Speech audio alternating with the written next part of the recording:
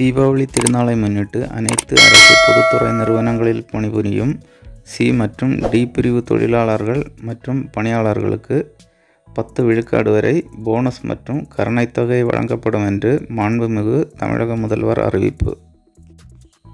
இது குறித்து வெளியிடப்பட்டுள்ள செய்திக்குறிப்பில் கூறப்பட்டுள்ளதாவது: தமிழ்நாடு அரசின் பல்வேறு பொதுத்துறை நிறுவனங்களில் பணிபுரியும் தொழிலாளர்கள் மற்றும் பணியாளர்களுக்கு ஊக்கமும் உற்சாகம் அளிக்கும் வகையில் இந்த ஆண்டு தீபாவளி திருநாளை கொண்டாடும் பொருட்டு 2020-21 ஆண்டுக்கான போனஸ் தொகை வழங்கிட மாண்புமிகு முதல்வர் அவர்கள் உத்தரவிட்டுள்ளார்.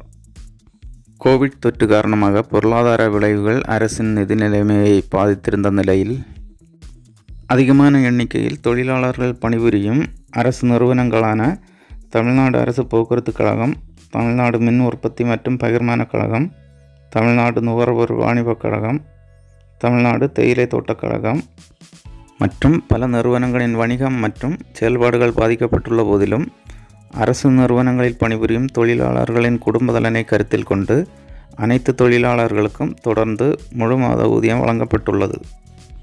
அரசு பொதுத்துறை நிறுவனங்களில் பணிபுரியும் சி மற்றும் டி பிரிவு தொழிலாளர்கள் மற்றும் பணியாளர்களுக்கு 8.33% போனஸ் மற்றும் 1.67% கருணைத் தொகை என மொத்தம் 10% போனஸ் மற்றும் கருணைத் தொகை வழங்கப்படும்.